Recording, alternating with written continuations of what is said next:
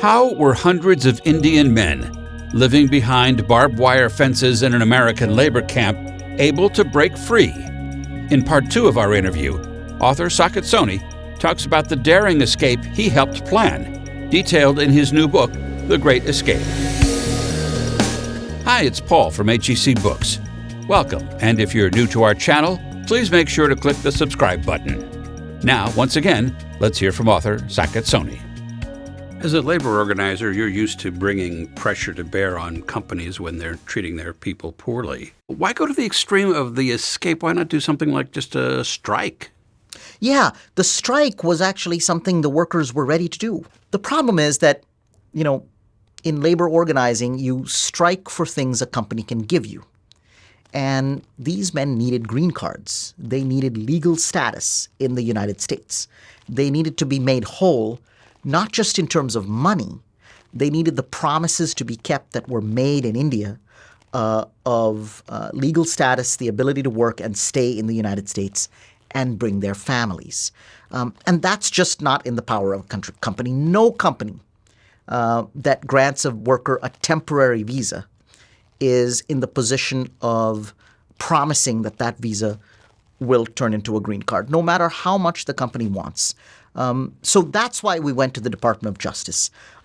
These workers were victims of trafficking, and they no longer needed anything from the company. They now needed to bring their case to the DOJ, and the DOJ could grant them all of the things they were asking for. And then we engineered the Great Escape, partly by me, but in partnership with this extraordinary man I met. He was just one of the most amazing human beings I've ever met. And the bond I had with him was one of the great friendships of my lifetime. He called me secretly, invited me to meet him, and then over a series of clandestine meetings taught me about the situation the workers were in, the conditions at the camp, the dynamics of the company, but also he taught me how to cook.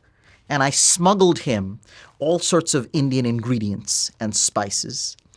He commandeered the cafeteria and cooked these extraordinary Indian meals for these men to wake them up out of a catatonic state. And he told them, look, there's another way, which, without giving it away, it involved a lot of flavored cigars, the kind you find at Mississippi gas stations. Maybe you find them here as well. It took a lot of wild turkey whiskey, little mini bottles of wild turkey bourbon. These were bribes for the guards. For the guards, yeah. And we created an elaborate pretext, a fictitious but incredibly elaborate Indian wedding, which formed the pretext to ferry 500 men out from under the noses of guards and into the hotel from where they made their great escape. An Indian wedding for a woman who was actually already married.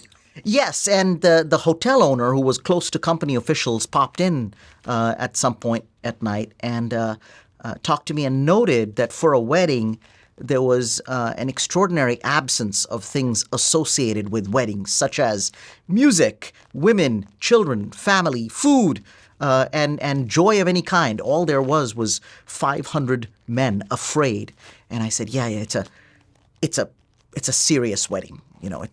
It's that kind of wedding. So he left, and then we made our escape. Well, we won't spoil any more of that except to say that the escape did happen. It did. And then, curiously, the next morning, they all went back. Yes. This was a show of defiance. The men, for the time they were trapped inside the company, had grown extraordinarily afraid of company officials, and it took an enormous amount of courage for them to come out. Once they were out, though, they wanted to send a clear message that they were no longer working for the company, that they were, they were now away from the company's control. So they marched back to the company gates. It was a clear day. They were wearing their hard hats. The sky was reflecting in their yellow and red hard hats. And 500 men marched to the company gates. In the most beautiful sight I've ever seen, they removed their hard hats and threw their hard hats in the sky towards the company gates in a show of freedom. And then they had to hide. Yeah, we had to hide 500 men until the Department of Justice arrived. So we had filed a criminal complaint alleging human trafficking to the Department of Justice.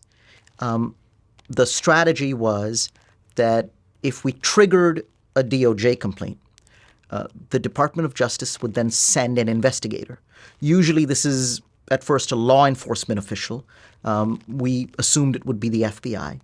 And the FBI did call, and we imagined that within days, if not hours, an enforcement official would be there.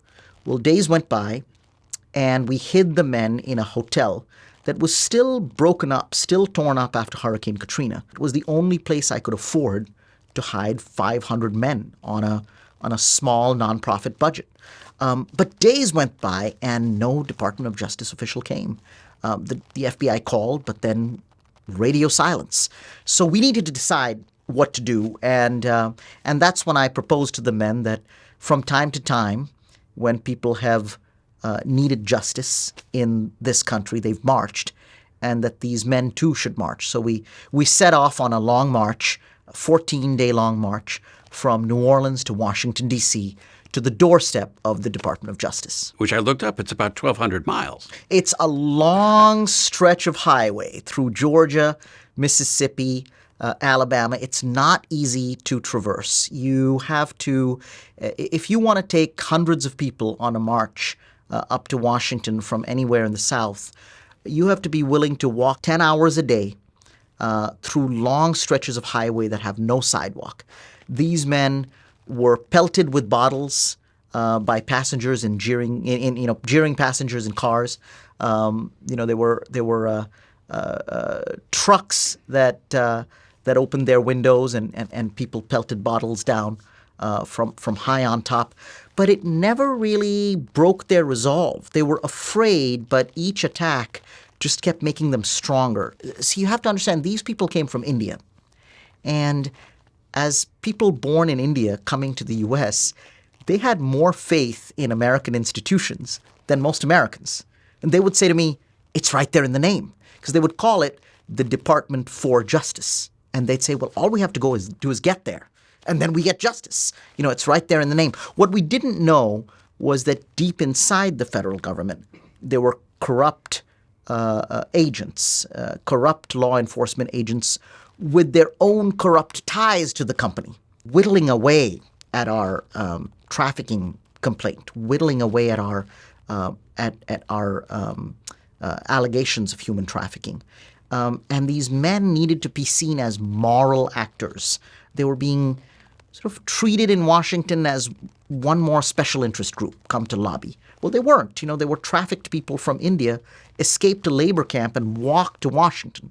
But suddenly, they just needed to do something more and decided, well, we're going to do a hunger strike. The hunger strike eventually lasted 24 days and won over an extraordinary number of congressional supporters. What I couldn't tell them at the time was that there was a far greater danger that our hunger strike couldn't even begin to confront, which was that it was now clear to me that immigration police agents were trying to arrest, incarcerate, and deport the men. And so I had to convince these men to go into hiding. And the next few years, they spent as fugitives. Thanks for watching. In the third part of our interview, whether the Great Escape led to great change in the treatment of migrant workers in the U.S. Don't forget to subscribe for new content and click the thumbs up button.